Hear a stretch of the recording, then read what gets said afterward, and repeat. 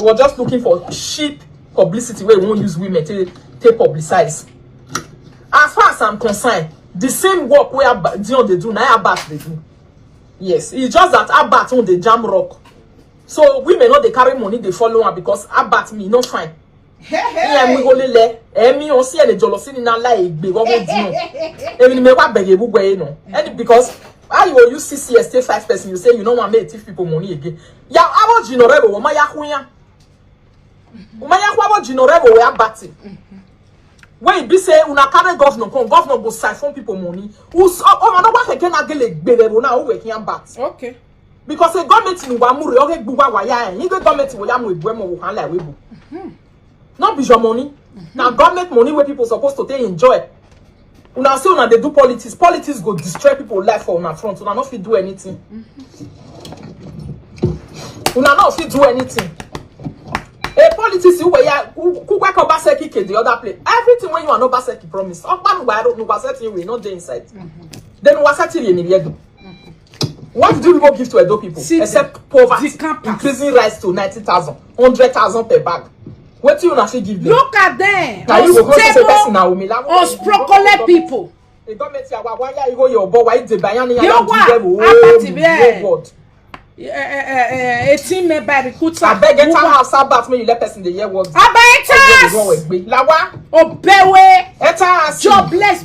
Before you come this way when you come so now so you dey talk. They tell everybody for street say if you come abroad, that's so you go do. People where they abroad, they know they work, they'll just they live with you. I na me when this abroad, you go do here fute fiete. Magbe for abroad, you do.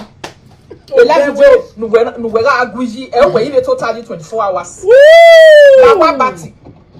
Aba don enter saga, ogun gbera gbeju Aba don enter do cyberspace, ogun gbera, ogun gbeju o me back where we go catch a fine boy. Now today you start to the yes fine boy.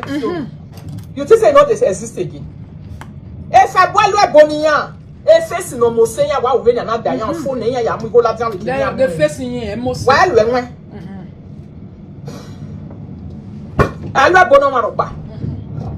He do juju for me, do juju for me. Now so with the year. Today no the destiny bag why can get no wale rin ya go kian ni we. The one way who carry pre come at not be money be go chop for bejo. They turn my money go la den o ma mo e ki ala den o wa so that girl use brain. Because destiny be one use and buy correct many tipas go Nigeria. Oh tell you the tipas orere. Oh. Only now we yan bon e ki awe fiata. Okay. No me ana to gbuwa no wa. Woman say o say o me ami no re nu e or maybe a level of yan we ro. Now so where it be. That one when you just talk as you don't reach UK now where you win and where they win as long as some power they do. And they do I want share rice for people. Yeah, please come bring money. One winner where they are when winner. Bless your work. Choose. Since when you take the UK abat, don't think we are the UK ni. That's why I don't have respect for you because you are not a worker. I don't like people who only talk. Who let like Nigeria ya fair ya we go here with different corner. We obey politics. Oh ya mo kan when we gba na rule like UK. Ya na enya wa say UK na wa ya ku ye government to wa. Na iku now na ton. The women where the people where they abroad when you yourself they insult all this way they say they not fit do one, they not fit work, they not fit do this one, they not go do the other one. I remember when you tell one man for this live video say now Obewe not the one. Ya total Babo Obewe association with UK. You are not inside the house and not doing anything. When your partner can't go out there, if you're not in Nigeria, why were you working over here? People where they abroad before they don't know, they not sabi. Why you feel you want to? Oh, friend, we want to know what do I hear? Am I in the life where they would die? They disturb everywhere. They make noise anyhow. How about you? The yen war a useless or more than see your collabo. Who you want to collabo with? I want to make better yet bone at your wound. Honey, what bell? Abba, see your lie. You don't go shop your shit because of Monica. Me swan bue we ya collabo. Mega swan bue. We are lela we a party John when it buduni. Okay, ya go away. What warrior? I be canny we no saying we no be destiny. Get all you the UK Obewe done. useless era boy. Woo! Abba don dey calm. He dey try to comot for all day because his papa say make he comot for all day. No ya hiyo ba. Abba ti neti le do ya kewere do. Woo! See your collabo madam. He say as you talk reach for Nigeria, when you reach here, una Obewe nekwemu. Now you don't enter those cyberspace. Ogun ogbera gbiju space. Oh gbiju etu ijabati mwere ogienwe buluku nekwemu. Igbo fonu me nesta hian gbuwe. We si bata nesta gba. Ben wo na ri wa. Me mate oni meri egbeje me na.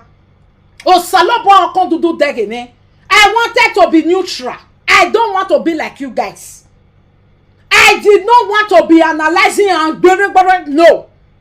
If anyone come, we use and do message. You want not TV. You are bats. A bam me hearing la mata ne mi awa gele de by star. Esta mi ade bam. Ya me de bad destiny very anabe no ya asosa. Because me like one name you me you pass on da. We ma like awa. They make noise. Jackpa, do not say yeah. Even we see Lola Wayan when the UK where they live in this room. Come on, get away from here. Wait till they talk. Wait till they talk. Now you fake correct this scammer. Follow side game matter. What why you miss scammer ya le dion. Ojino because you marry go no any agari ni. My working. Me and few friend might go give me money. You a friend no will give you. Who are wait kwa keka buy ya because you am fall in love when you prison you have no yaki see any. Okay. This one fall in love. I believe that your maths nobody go kiss her. Every try. Apart from me, you want to buy no kissing when because you know when you have one about from distance. You know not to get to family. Jakon. I'm waiting you want to do for when I'm here there we go. I think you kiss a bear, a good job would do it. If I would not like him, no more say. Oh, you work your liakis. No friend. I'm a young or power set. No, of your hand. Oh, Jelapi, where you no control. They do say that you good fast. Any small thing you say people wait they like they not they look they be like you everybody wait they support you say that you go all of I go use not here policy a foundation e ma ya fe no support keep ya kiko ire wa na mo gbogbe ya pataju you say na Loadooh be ka no dey okay pataju no be better person na Loadooh be ka work party man Abati ne opiye sarazara. Abatekia. We man egbu abati. Okay. You say pataju or moruji I saw that man. We go Loadooh be kano but pataju are ke nuje ba we Loadooh be kano. Now because say he throw away you because you know oye sarazara. I beg ya one with different junction. Now make you the talk say pataju na Loadooh be kai no dey good. Dey ma ya no rebo we am mo di on fani am for. Just know this video that I'm doing is not about supporting John. It's about saying it the way it is. Reality, when we will any because when the mammy the street in my you know when me the street we're going now. About honestly, me and not to boy. Now, what do you see for street? Now you the talk, you say the way it is. I say my all the way it is. You say na insult, you say na the camping. O ka me camping no re ji nu gbe o ni babola we gbe o da fe o bo kan no hin o da fe e dede ne kwemu wa warrior see you now you see your collabo you see una two of una you see una not dey stable. This one no say you be Obewe, he no say you useless. He no say who are. He no say apart from me yet, he young when not disable on his son. Oh, you have not left 26 years in the day. No other correct woman will go kiss you. Now your friend they talk and so. Oh, what palija can roll upon? Nobody go kiss you now. Europe women. Egbe tu na ya gwalona. We mami etwe esimini. O mami etwe wa de mi machine na. Etwe sewi, etwe shege, etwe Versace, we mami etuyan.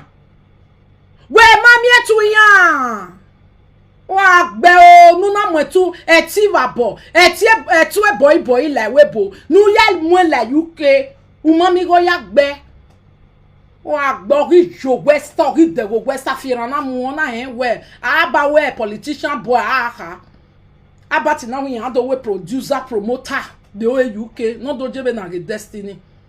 O ma gba ni igbofo na like big gbofo no yan gbugwe wa. Abati. We are on. No, we dey city we make one. Eya no, e city ala ni ya. Come on, by run ogbe kula wo wa. But you see our own no sweet rich because na saga you don't like it, you don't like brother na inside the saga they go dey see you. Oh, see. Ula you were you yourself go dey follow women for nyash. Nobody dey gree carry you. Okay. Make they see you one on one, unya kon die man like birawa. Ikori oga you wa e na kon dey why me ma be no mo say so wa dian shi. Agboli yan yan. Yeah, this me. Go and walk. When you say in the UK, your mama marina win I. Since all this way when you did that UK, you for be a very good example to Dion for work. Not because they use man talk and low. How about the winner? You better than the webo. I total you live video at Blanca. Show us where you work. Every day see. Where your daffy neighbor so we live video there. Okay, about then I go on winner. Oh, la diabo me respect you why video. Why mo tún no fuare keke ba kono go why ti gbe why to move your live video why game am. Una control we for live video ba kono we ya fe ya even talk. I the normal set you we am. Una put una come spool for street. Not be everything when you talk makes sense. You have to know that. Because priest also give you money. Amari go nowhere. Abia ma very anywhere. Ayi wo yo pamuwa. Aluga de gbedoro wa we di ona ni ayi we. Eki ala di awo we di. Omala di awo we. Lelu we like go se wu like no wina. Dey tu we mo se ko we bomu we. Abate ki awe ni o wa ya wina we na do. Iso mo ya we gugwe fo ani. Watama we now the reason why differentiate your own be say when you know mu ahia imu ahu no where the screen can you am one go ask now Europe a day for how many years you know as a webo women on you see any other day off here no osaji mahia now what you never hear since when you did this abroad fine boy we dey here for every year how did you say it be there the cry of love, now Priscilla the cry so. Cry of love. I bet before this video, Filimona help me send the 2 year batty mweren in my Yahweh party for. I have to be bye where I will be back. Somebody, please help me with Mama Abat correct song. Nesta a legacy estari ni ju okeke nu apon. Wa worry e na ya biwe. E to keke ni rin la o. Omo dan apale jakun at the age of 45. Eki akomangiri me. Na cause way go to spend money for mama Dion. After you don't go to spend money for each other finish, you don't come and call the now the business where they ask. Not be this why they ask. I know they ask mama. Why you not ask mama who join her? Oh, why no give by?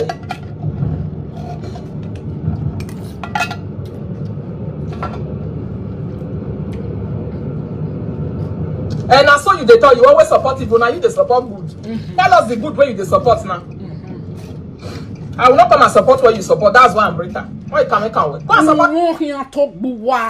So you will not support what is support. That's why you are there.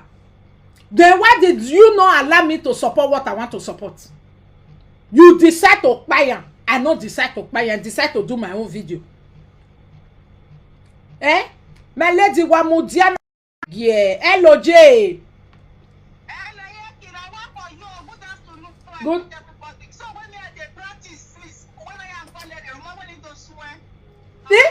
Okay, we practice. Oh yeah, we can swekere mama.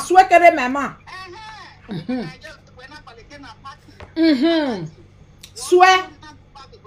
Oh, imuja bati na ma lene. Efo mo Monica. We are a women politician for government. I be politician for social media. Cool. You know me. You don't know me.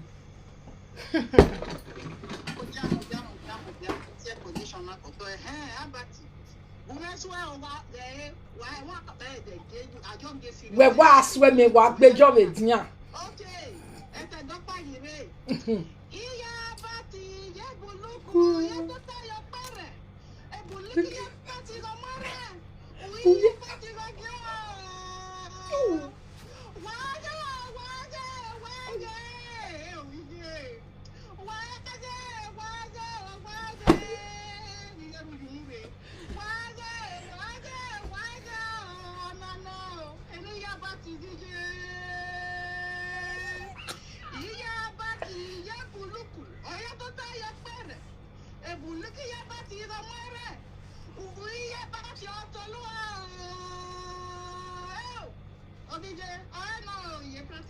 Why you practicing? My ye pay we say. No original no yere. E collaborate ga gwa fone ni mak be ne huemu. Ogwe. She's unstable. She's a politician. Boy ata nenemi politician. But I'm a social media diplomatic woman. I'm not a politician. I'm a diplomatic. My diplomacy.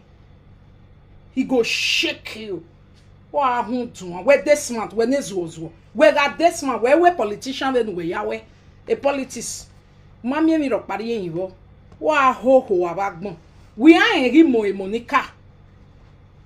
Where manari ye me stare me are you no je mu wa mi jou e mu gwere e mi akin we ko be mi we yakin esteko e mi yakin we ko ya ne rita do se ti ku me bo ya ne upelololo do se ti ku me bo e mi a declare we national food e picture we o kin agba YouTube we are gele ame gbe yan no we mi no re na mo mi Monica digo no we akon be na ni me mai yakon then we ya ho eri me we gbe ya bunjo me do we make cash with social media.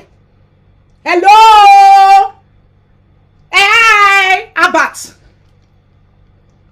ba mi agbe na nesta me wogi me wi wowa me wogi me we agwa ibe wa no wa drop up nesta ya drop he ani we bi jouer me a rubbish we because what see me we rubbish.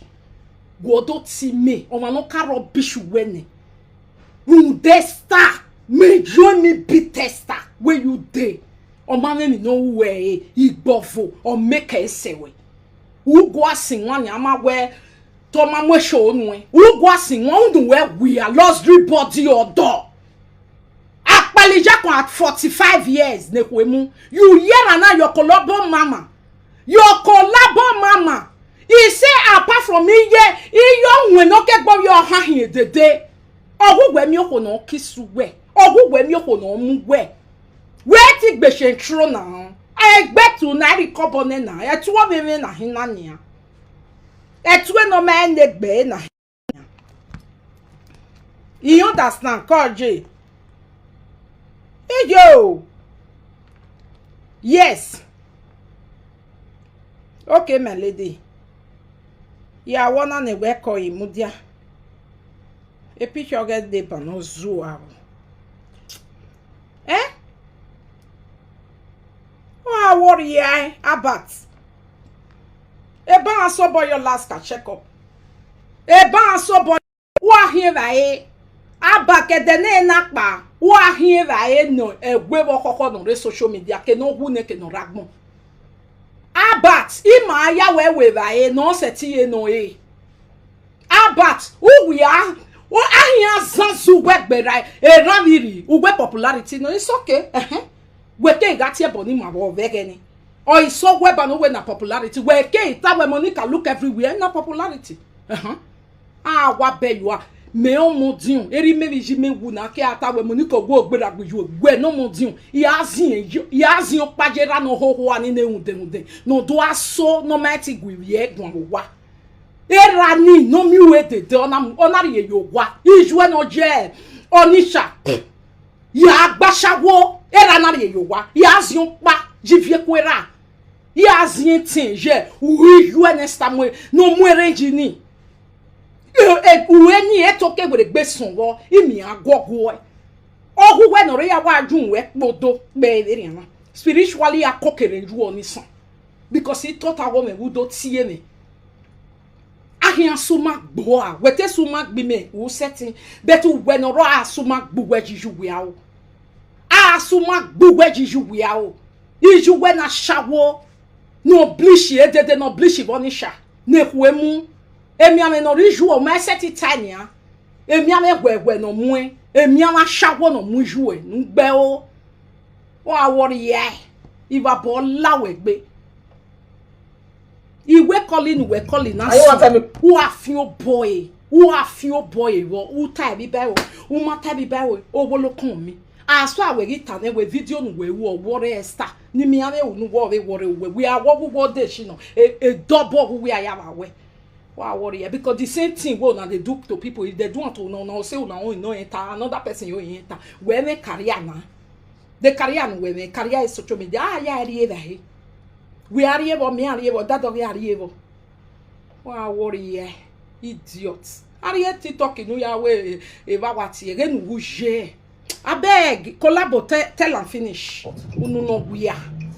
Yeah, you pass you on because of say it's a very, it gets it, or if you reach a care level, that one know how to arrange them. If not, at the way where this Priscilla, Max and kids, they come, that one home for common. I believe say before Obazee start to the fuck that day, he go dismantle all the phone where they the man body. Go reach everywhere, he head, he go check everything, camera, where go make sure say no the okay the way you talk. Cause some man me no way, can't wait, but no ya way there. He go dismantle and make sure say phone no dey there everything. If not, where did you go to? 7 hours.